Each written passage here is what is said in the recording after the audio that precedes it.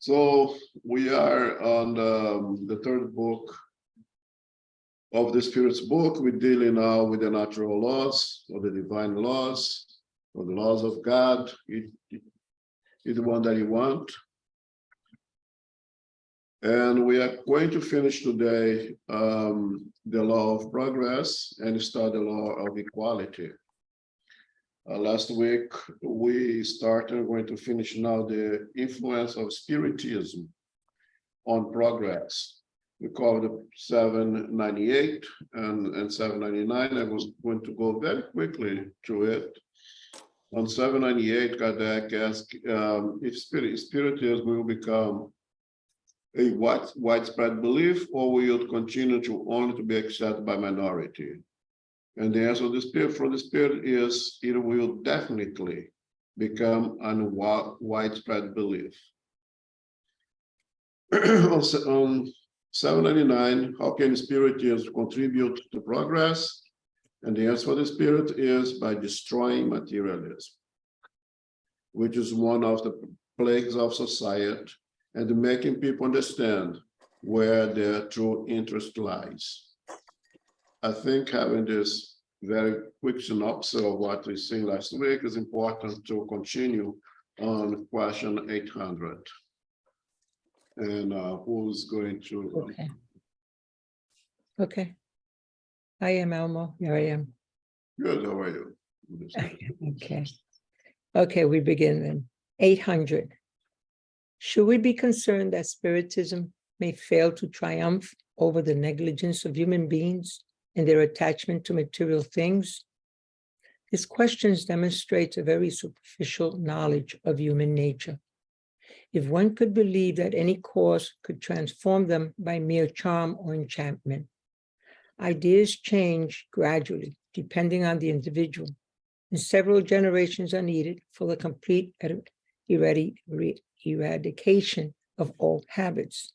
Therefore, the transformation of humankind can be carried out only over the course of time, slowly and step by step.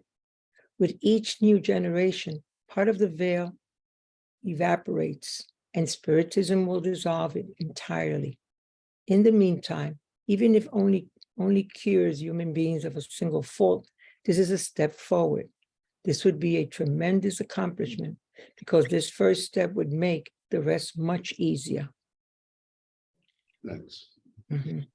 I think when you read those questions from Kardec, I think it's very important that you consider that he's not writing this book for him. He's not making those questions to satisfy himself.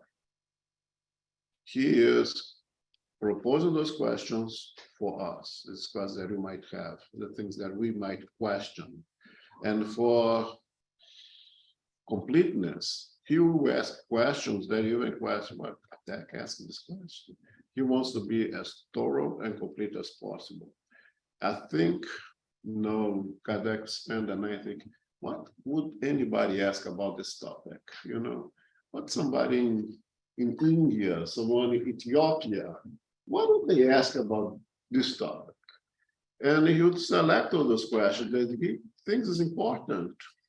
So a lot of times I read a question and I think Kardec knows this answer already, but he needs to ask because he's asking for us, as if we are proposing those questions. And if he knows the answer, one of us doesn't, or most of us doesn't, right? Because the answer was already given on 798 and on 799. It will definitely become a widespread belief, right? And how it's going to happen? It will happen by destroying materialism. So this answer was basically already answered, okay? But Kardec needs to answer. And the Spirit will be very objective and we will answer, right? That nothing starts small. Nothing that is of human production starts small. Everything starts big and so nothing starts big. Everything starts small. Everything starts from a little tiny hypothesis that is tested, and then it start working, it start to grow. And if it's truthful, it will have that snowball effect, right? It's going to start a little pebble, it start rolling slowly, and it's rolling slowly, it's becoming bigger and bigger. As it's getting big, it's got momentum, it's got speed, and then it becomes a huge ball that goes down and destroys everything is on its way, right? And that's how spiritualism is progressing, because everything needs to be small. Nothing starts big.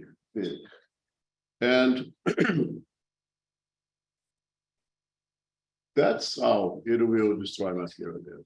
Once it becomes big enough, have that great momentum, great speed, it will destroy everything in its own way and will prevail because it is the truth. The things that are untrue, the theories that are untrue, the theories that are not in accordance with the natural laws, they'll die. They die a natural death. An example is materialism, that eventually will die a natural death, will be destroyed by the absolute confidence and certainty of our spiritual nature. Once we understand ourselves as spiritual being, when we understand ourselves that we are here to progress, once we understand the law of reincarnation, there is no way for materialism to prevail. Will we be there small packets here and there that will resist? Naturally. The same way that today you have individuals that do not believe that dinosaurs won't exist one time. Absolutely refuse to accept the existence of dinosaurs because it's not in the Bible. What can we do? Just wait. Eventually, or they will come out to the realization, or perhaps even reincarnating worlds where there is dinosaurs for them to see with their own eyes. That's what they need. Okay. But what the spirits are telling us here is yes, it will take time. And it is the law of progress. And the law of progress is this spiritualization of humankind. Become less and less material and more spiritualized. And spiritualism will do that using reason. It is the science part of the spiritualism that will really bring about the great group to take a look at this and see the evidence in a scientific way that becomes undeniable and they will have to accept. Any questions? Any comments? Okay. 801. 801. Why have the spirits not taught what they are teaching now since the beginning of time? You do not teach to children what you teach to adults, just as you do not give newborn babies food that they cannot digest. There is a time and place for everything. Spirits have taught many things that human beings have not understood or that they have distorted, but that they are now capable of understanding. Through their teachings, they have prepared the ground to sow the seed that is now about to take hold and grow despite being incomplete. Yeah, so I think the example of the spirits here saying that we do not give newborns babies food that they cannot digest. I think that is an absolute perfect analogy. That we cannot put the chariot ahead of the horses. Everything there is a time. Why didn't Jesus come before Abraham? It would be a waste of Jesus on a world that does not have the concept of one and only God, when everything was polytheism. Why didn't Jesus come in and teach spiritism right then and there? Why they said, no, if you believe me, if you trust me, eventually I'm gonna send you the consoler, the spirit of truth that will stay with you and teach you all the things that I cannot teach now, and remind you of the things that I already have taught you. right?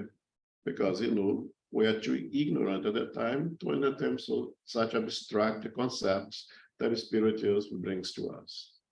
So everything has its proper time. And if you try to pick the fruit before it's matured, it's going to be bitter, it's not going to be too sour. You have to wait the right time for everything. Comments, questions?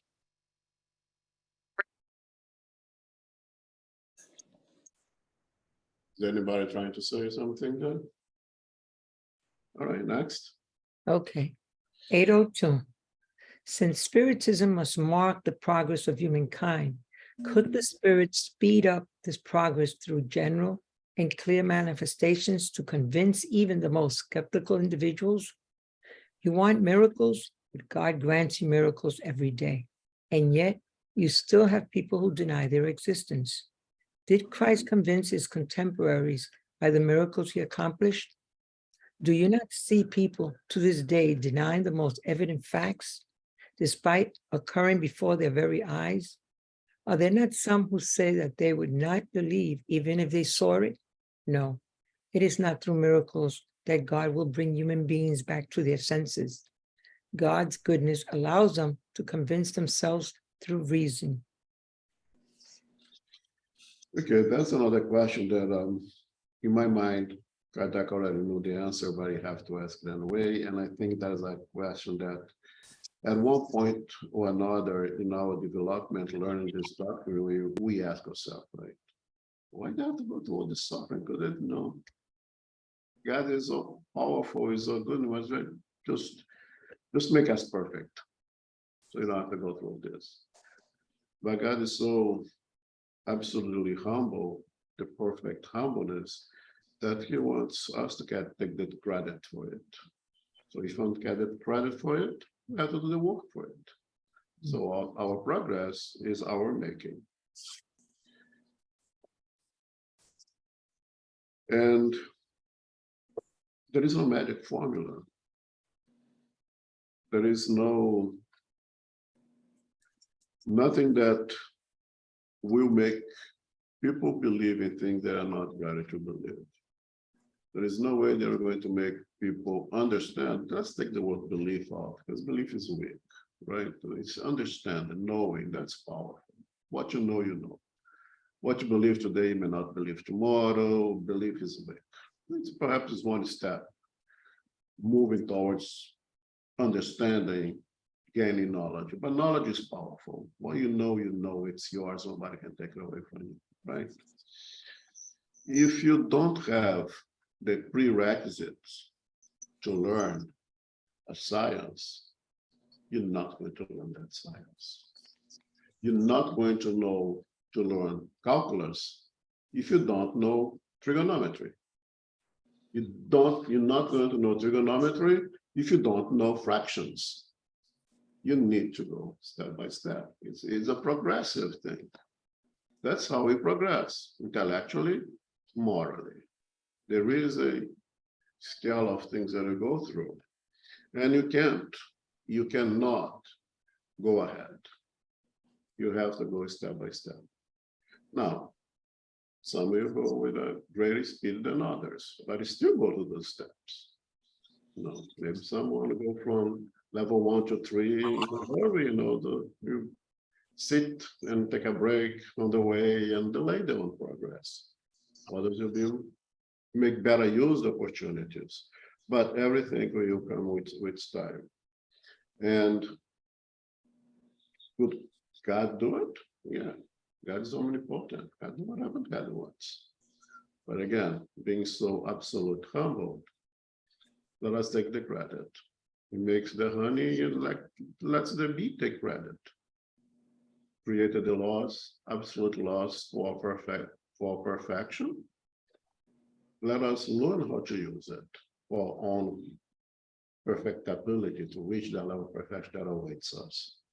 It's up to us. God created everything already. The rest is up to us to use it properly, to use other tools and reach that level of the Christs that eventually will. Okay? Okay. when he talks about it's important here, right? That when the spirits talk to us about things that happen in our everyday lives, right? Some the so-called miracles, right? Actually, what Christ achieved at this time, and when we talk about the materializations and other spiritual phenomena that happened at the time of Kardec, people wouldn't believe it anyway, right? Because they were not, we were not ready, and we preferred not to see, right?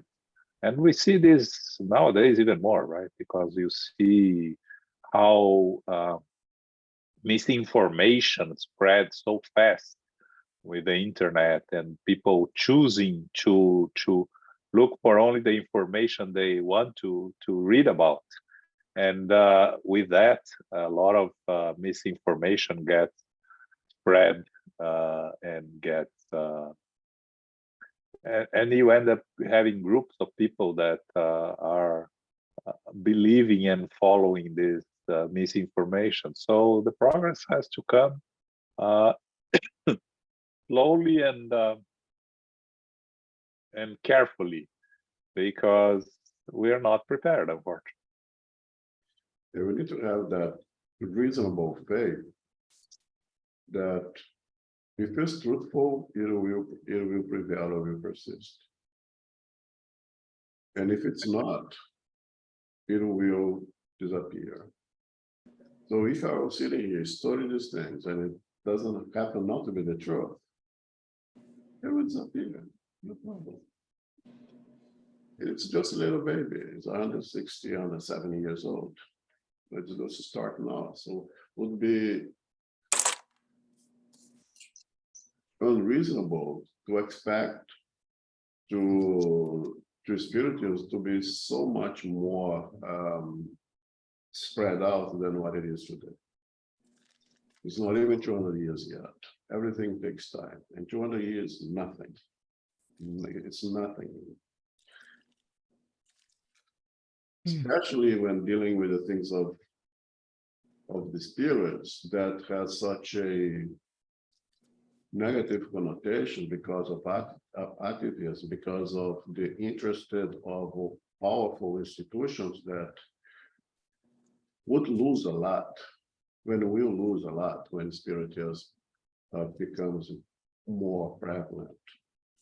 Kardec says something very interesting, that spiritism is not the religion of the future, but it is the future of religion. I find it interesting how it's going to happen, but to me, it's unavoidable. Because again, the scientific part of the doctrine is extremely strong and brings knowledge, palpable knowledge. And when you know something, then that's there. You know, once you know that 2 plus 2 equals 4, you're not going to learn that anymore. As they say, once you ride a bike, you can always ride a bike, never forget to ride a bike again. So the truth that spirituals bring, especially the scientific aspect, will prevail. And because the doctrine is a whole, you cannot separate the science from the philosophy, from the moral teachings. It comes the whole pack together. Those will open their eyes to the scientific aspect, will also open their eyes to the moral and to the philosophical, and you become implemented somehow in all of the religions. I find it interesting. I would love to see the future, how that would happen, because a lot of dogmas would have to be destroyed. A lot of rituals would have to be destroyed. And it would be very interesting to see how it's going to happen. But I believe that spiritualism is not the religion of the future, but is the future of religions. When you talk about that, it's important to understand the concepts of that Spiritism teaches: reincarnation, mediumship. That's what's going to spread. That's what's going to infiltrate in all religions, the understanding and the knowledge of this this concept that Spiritism brings. So, you don't need to be a Spiritist to progress. You just need to learn and understand the basics, the moral aspect, especially, and understand our spiritual nature, right? And that's what's going to go out there and be spread throughout the other philosophical and religious beliefs.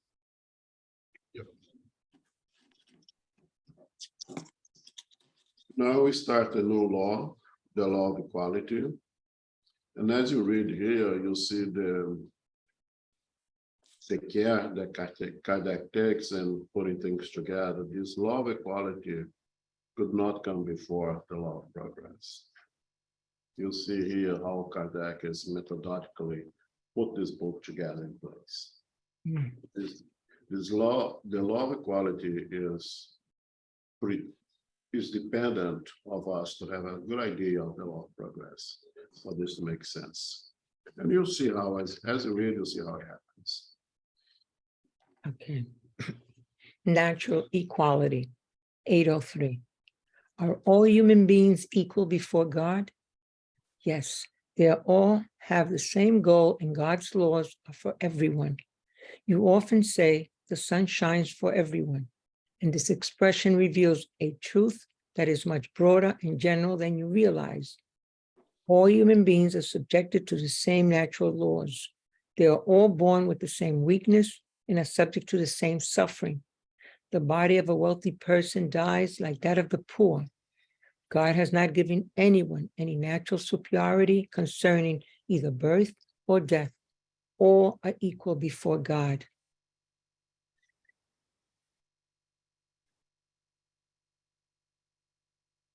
It's interesting that the Spirit tells us that we are all equal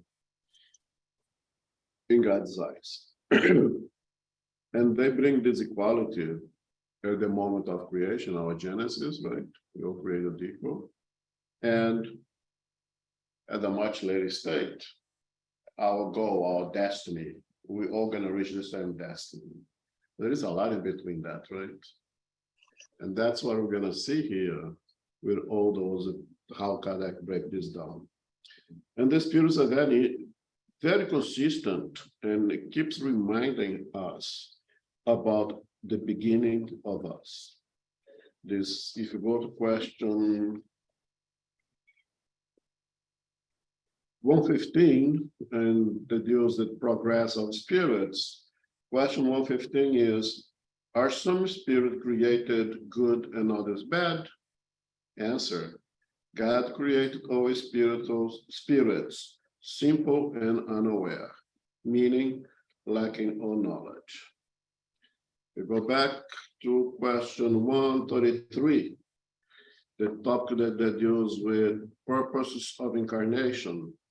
And the question is incarnation necessary for spirits who have followed the right path from the outset? The answer, the same as before. All spirits are created simple and unaware, and learn through the trials and tribulations of corporeal life. And they bring basically the same answer. 115, 133, and here 803. We are all created simple and unaware, simple and ignorant, whatever word you use. People have a problem with the word ignorant. I don't know why, but use unaware if more. Suits you better. So we are all created simple and ignorant. And are all predestined to reach the same level, all of us, become Christs. And there cannot be a difference of us when we become Christs. Right? How different can one Christ? Well, he's still maintaining individuality, still being an individual, not become a part of the total, never. But if you take our differentiations like a pyramid, at the base was so different because we're going to so many attributes. And as we progress, that pyramid is tunnel upwards when it's at the middle, and it become more until you reach the very point. There is one point over there that where all have reached the perfected morality and intellectuality. How different can we be? It's impossible to be very different. I mean, perfect. What is the difference in perfection? You know, the perfectly intellectual and perfectly moral. How different can we be? So you reach that level of, perhaps could say, absolute equality at that point. And so you have the absolute equality at the moment of creation, all created equal, simple, and unaware. And you're going to reach that perspective over there. God being, philosophically speaking, God being omnipresent and knowing all things. God is everywhere, so God is in the future.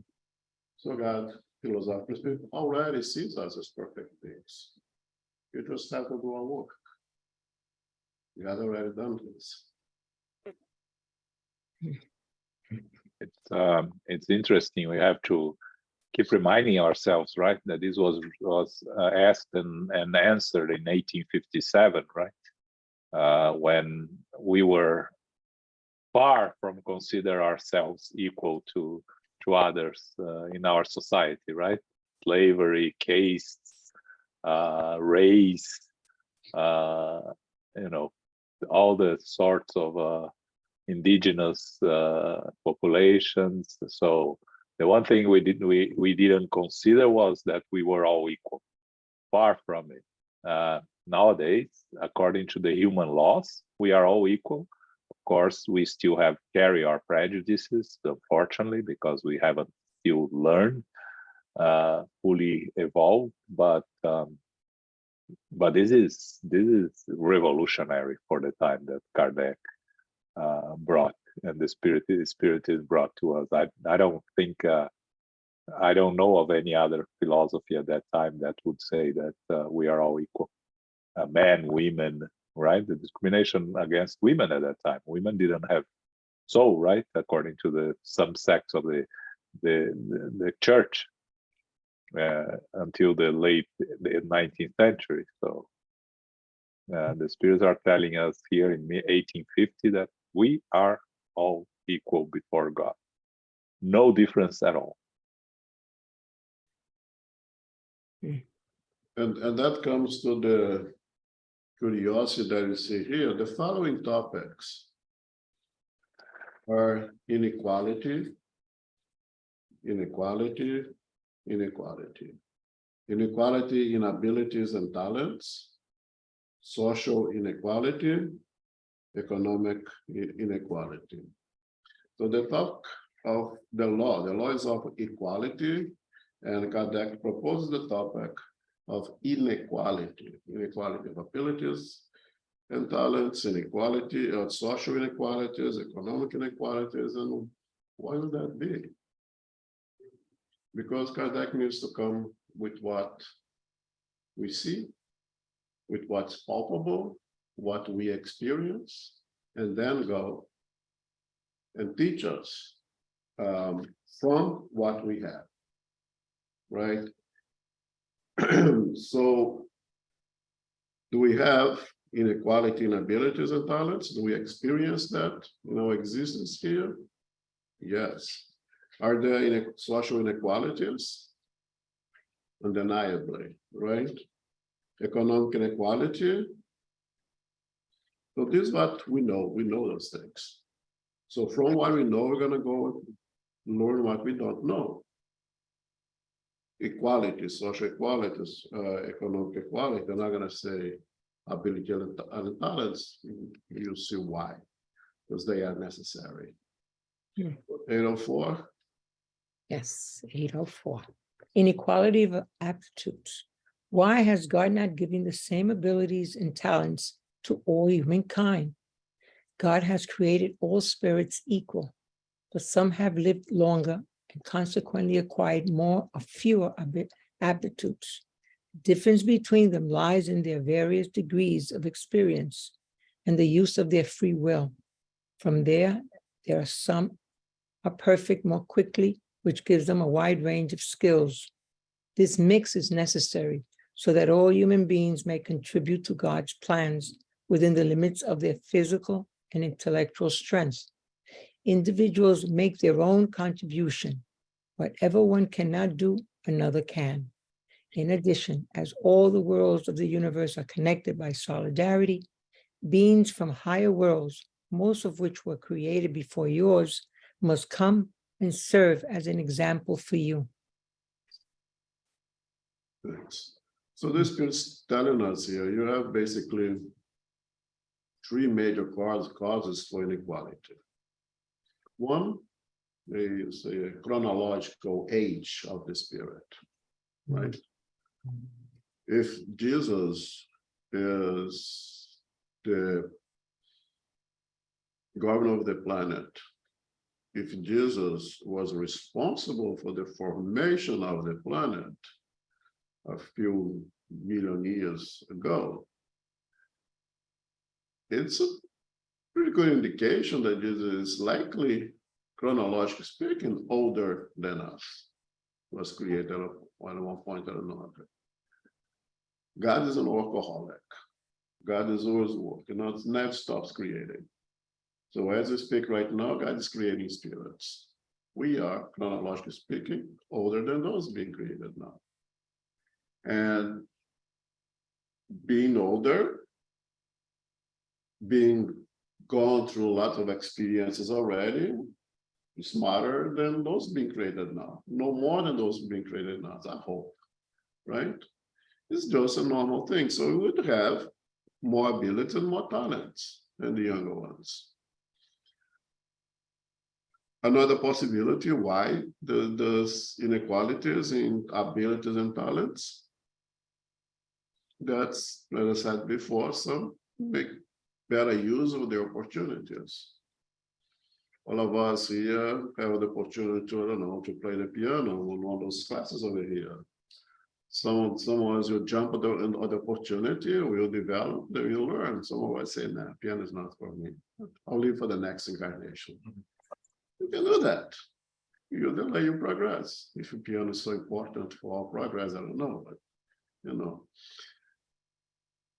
Those who make better use of the opportunities, those who are more eager to learn and to apply the learning, because the learning is a waste, it's good, but if you apply and don't, if you learn and not apply, doesn't help much. If you learn on the piano and never play it, doesn't help. If you go to medical school, become a doctor and never practice, how good is that diploma hanging on the wall somewhere?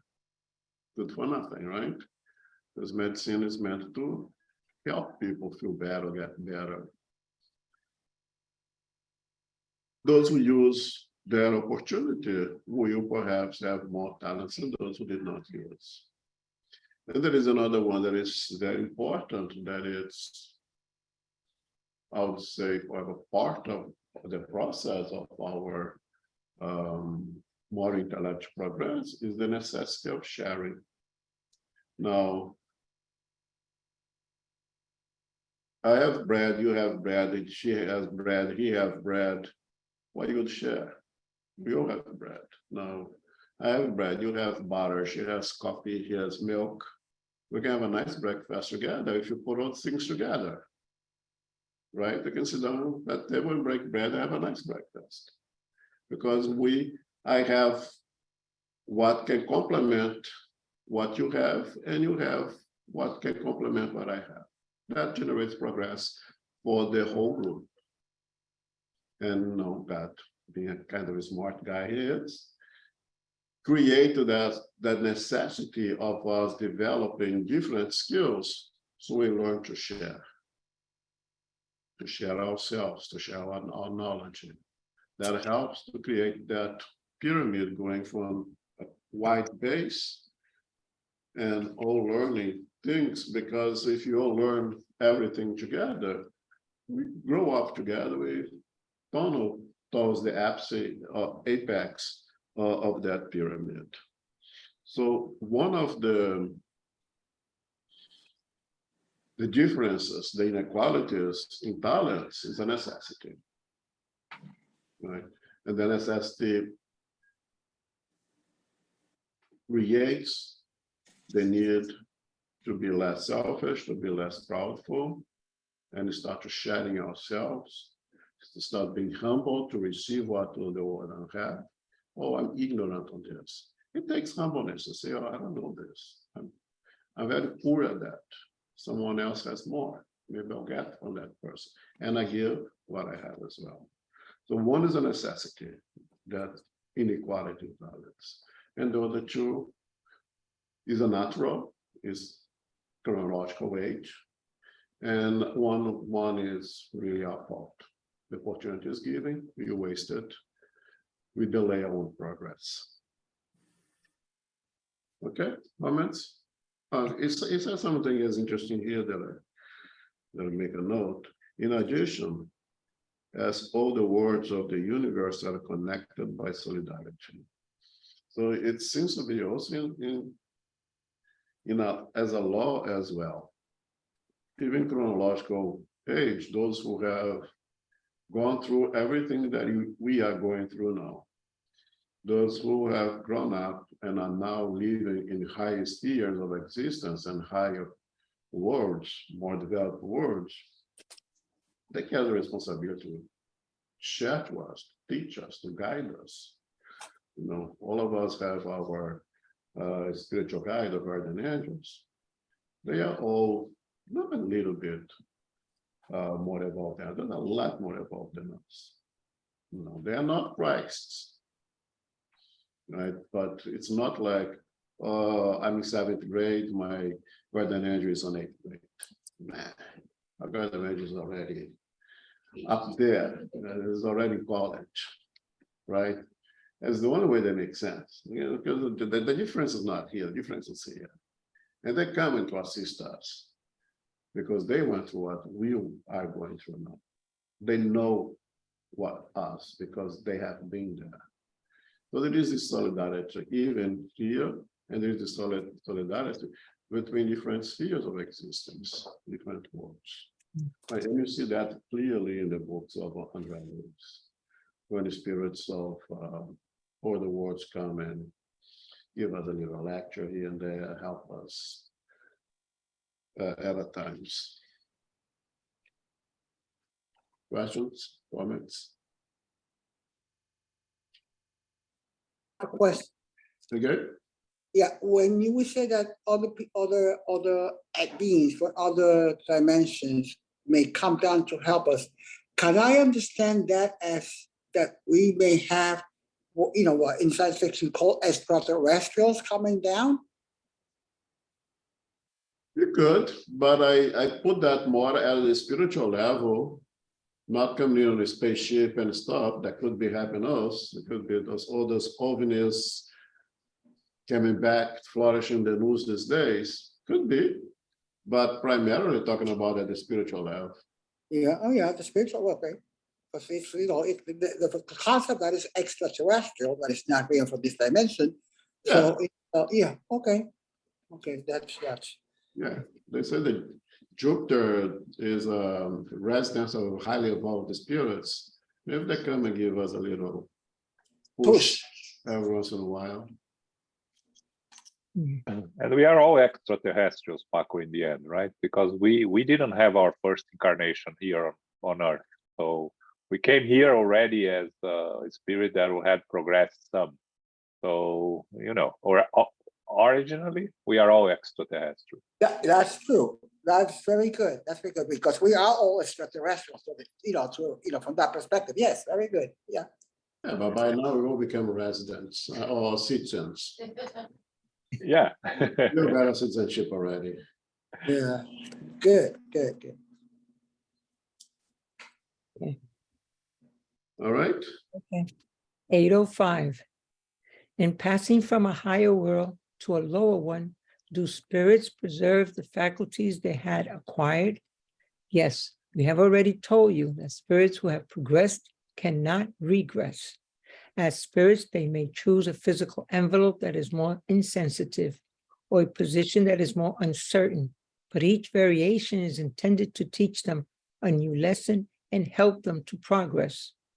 The diversity of human abilities is the result of the various degrees of perfection achieved by the spirits, rather than something intrinsic to the creation of humankind. God has not created the inequality of human faculties. God permits spirits of different degrees of development to be in contact with each other, so that the more advanced may help those who lag behind, and so that all human beings may understand the law of charity that is destined to unite them. That gives a very good summary of this whole topic of discussion. But in passing from high words to lower one, the spirits preserve the faculties they have acquired. Jesus, when he came here, was already a perfect spirit, was already a Christ, not the one Christ. There's one, wherever he lives, there's lots of Christs over there as well, right? It's sad that it took 1,000 years to be able to condensate so much, or materialize some of his very spirit to be able to incarnate in a human body. Did he lose his faculties? Did it become less smart? Did it become less good, less Christ? No, right? Was he able to use all his faculties? Unlikely. We know that the physical body impose a lot of difficulties for us to express ourselves fully, even us, ignorant as we are. I can imagine a Christ using this physical body that is really a prison for us, right? Jude used to have an analogy I think is perfect, is to pick up a pen, I can write, can do a thing with my ugly handwriting, I can do everything, but try to do the same with open means. You know, those open means I just have from here, try to write with that. So being incarnate in the spirit is like being to manage with your dexterity with an open mind. It poses limitations, right? But does it mean that I forgot how to write? Or the instrument that I'm using does not facilitate me to write? If you gave a cello or viola to Yo-Yo Ma, old one that cannot be tuned anymore, did you forget how to play the cello? Did you forget how to play the viola? Or is the instrument does not allow him to express all his brilliancy as a musician? Right? So his spirit does not regress. The analogy you're going to make with a moral and intellectual is in genetics, we have the genes that are dominant and the recessive, right? The dominant always express itself.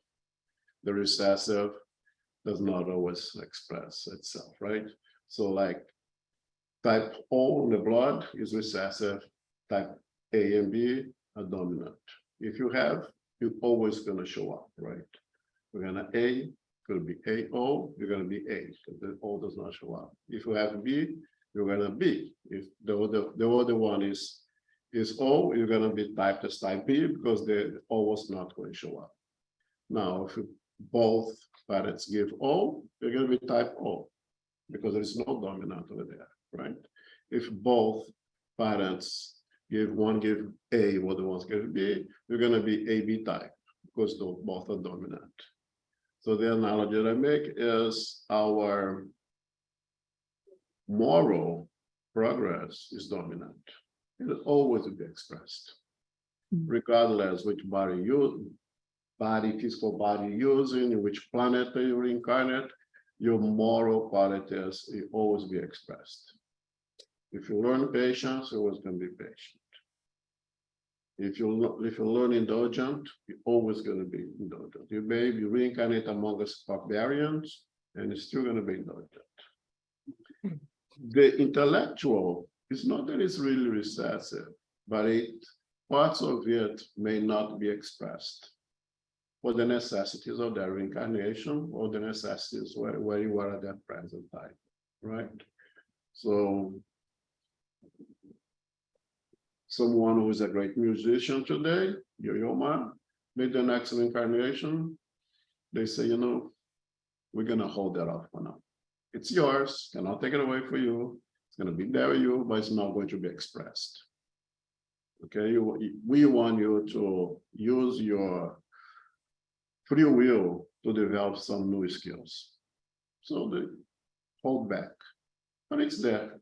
You conquer, it's yours. You develop, it's yours. Otherwise, God would not be just.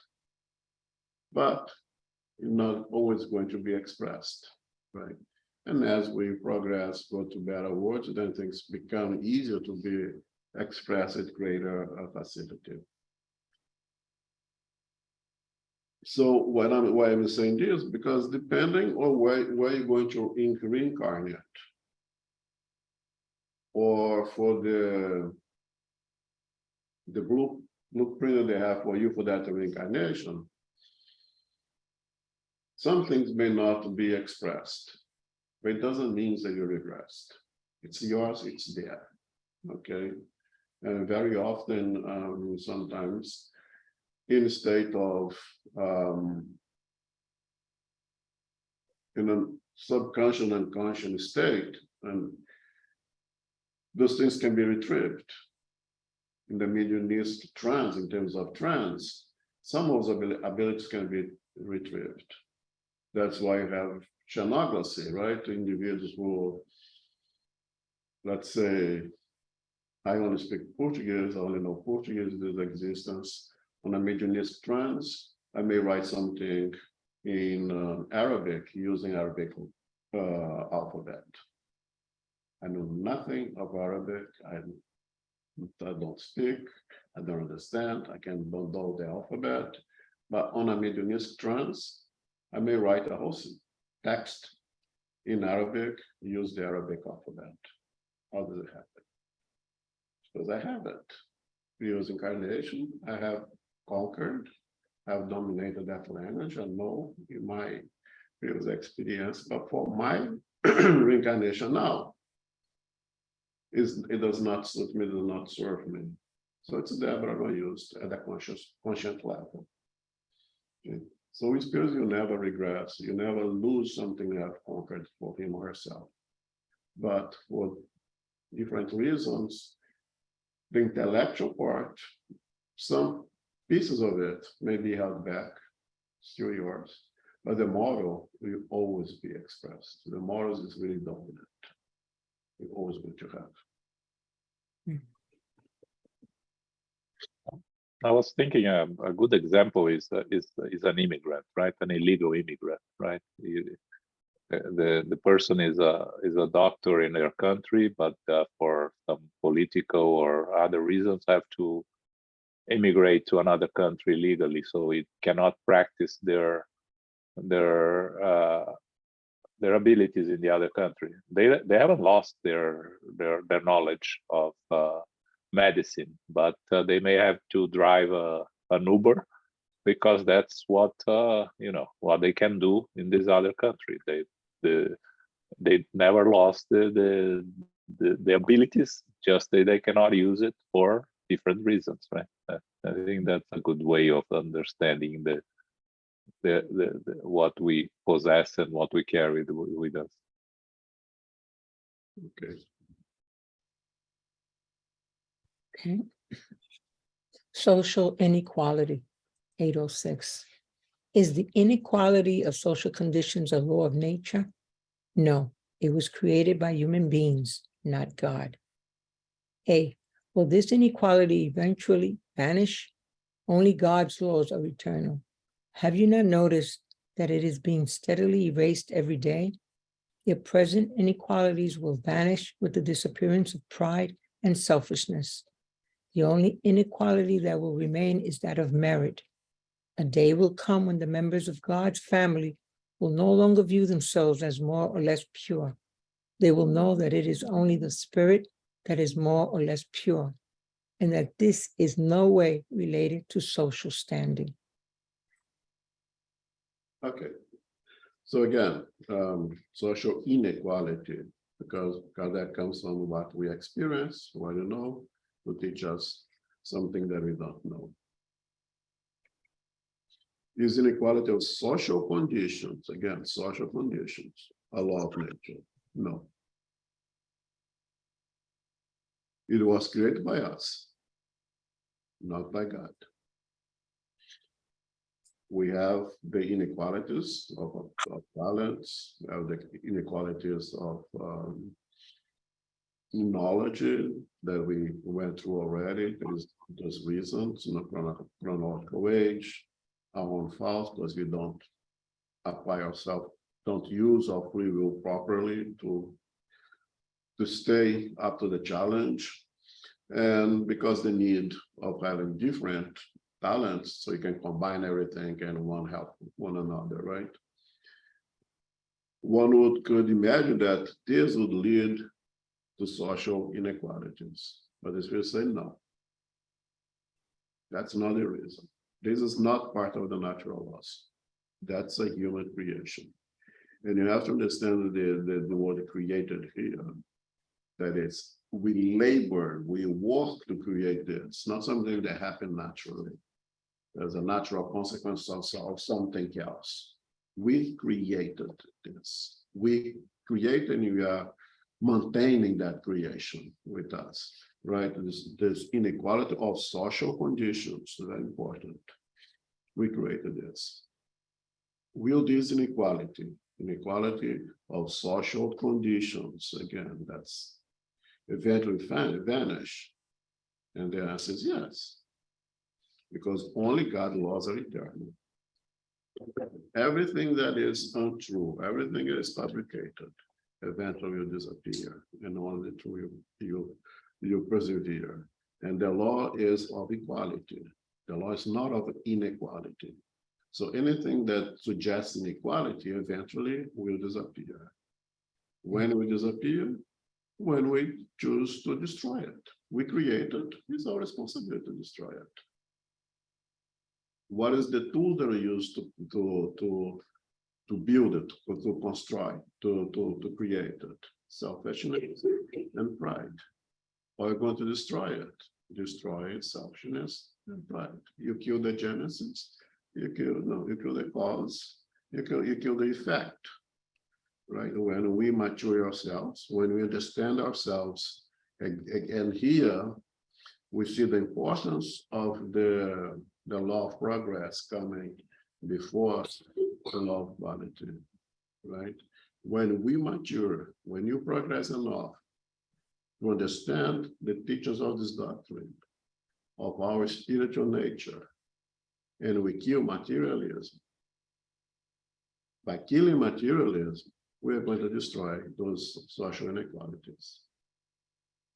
So Kardec has to bring the law of progress first, for us to be able to understand this. Now, will all the inequalities persist? There is a big asterisk here. So the only inequality that will remain is that of merit. That's a big,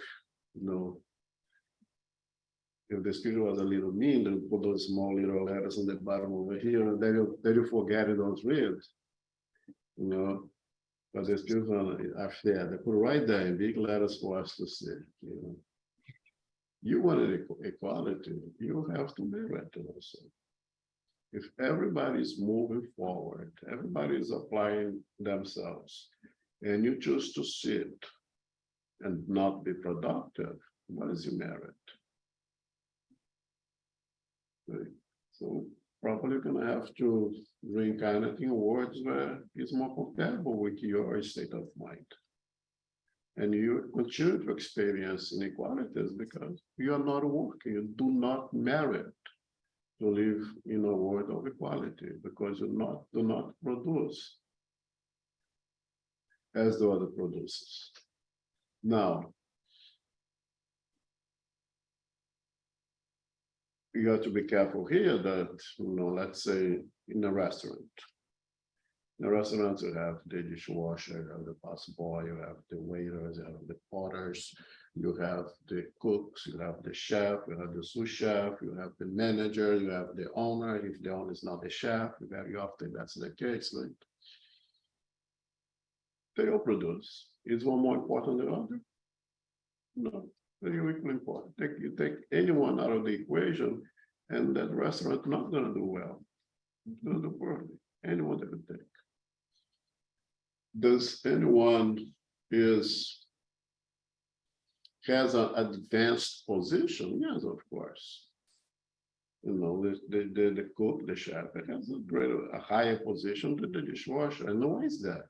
Is that fair? Yes, totally fair. Because in general, okay, in general, not always, please. What the dishwasher does, the cook, the chef can do also. But the other way is usually not the case. Okay, so does the nurse and the surgeon are equally important? Yes. But in general, the surgeon cannot, the nurse cannot do what the surgeon does and vice versa. But it's much easier for the surgeon to learn the skills of the nurse than other way around. Or one have to work harder to get over there. Okay. This does not apply to merit. The merit of the dishwasher and the chef is equal. They are both producing. Those who work and work definition in the Spirit's book is any useful activity. Any useful activity. Any expander of energy that produces something good. So selling drugs on the corner would not be work, right? But selling candies would be in the corner, right? If a diabetic, you stay away from that person selling candies. It's a different story. And we see that in, we see that in, let's say, in Scandinavian countries, in where if one chooses to remain as a dishwasher, you have a very dignified means of life. The quality is much greater than, let's say, over here and other parts of the world. They are reaching that level when the social inequality is diminishing more and more and more. That one may choose to say, well, what I like to do really is to wash dishes. I'm good at that. I understand. Okay, you can have a dignified life doing that. It's no problem. Now, apply yourself. We're gonna learn those skills, become a cook. Perhaps gonna make a little bit more. But if you choose to stay there, you're gonna have a dignified life in the same way. And that is human creation. That's what we do. Yeah, we passed time, as I always do. Any comments on the question? I have to stop here.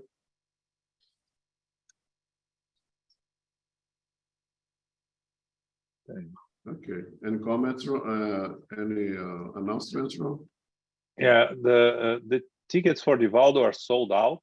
We are still negotiating with the United Nations to increase the capacity of the room, because the room has more capacity. And as soon as we get an answer from the UN, we'll then reopen the sale of the tickets. But you can go there and put your name on the waiting list if you want, if you haven't bought the tickets and you want to attend the Valdo. That's on March 23rd, is a Thursday. Okay, we will be closed on that Thursday. Just FYI. This Sunday is the last Sunday of the month, so we'll be studying the. We will have our Q&A session. You are all invited. Please bring your questions, and we can have a good discussion. Saturday, the lecture on the United States Spiritist Federation YouTube page is by Susana Simões, Powers of the Soul. Your friend there, Paco, Susana Simões, from the center you are attending now there in Miami. Susana Simões is the former president of the Florida Spiritist Association and responsible for the group Conscious Living there in Florida, and actually just started a study of the Spiritist Review magazine, the Spiritist Review at every other week on Wednesday. Book club that next Wednesday discusses chapter 1 of part 2 of the book Hail Christ. You're finally going to meet Emmanuel Dunny arriving at the book. Okay, that's it here. Okay. Gary, will you make our final prayer, please? Oh, sure. Thank you very much, Elmo and John, and also thank you, Sarita, for reading. Infinite Creator and Supreme Intelligence, we give thanks for the opportunity to be together this evening for our studies of the Spirit's book, the topics of discussion of progress and the law of equality. Ideas are transformed step by step, and Spiritism will gain considerable progress as materialism lessens its foothold and as brothers and sisters unite and transform through the natural laws. Everything occurs at the proper time through reason and love. All human beings are equal before God and are subject to the same natural laws and will reach spiritual perfection. Each of us has unique abilities and talents to develop, to contribute, and to share. All worlds are connected by solidarity. Inequalities will eventually disappear when we understand that we are our spiritual nature and that we are proactive in its development. We give thanks to the spiritual guides, the benefactors, the good spirits for guiding and inspiring us this evening. May we receive the love, light, and peace of Christ within us, and may we share this with our friends and our loved ones. We pray for inner peace, and we pray for the world peace, outer peace, and for those who are suffering in this physical world, and also who are in need of assistance in the spiritual worlds. We pray for SGNY and all Spiritist centers throughout the world to grow, expand, and to contribute in this beautiful study. As we close, we humbly ask for safety and for perfection as we go forth to family, friends, loved ones, and co-workers.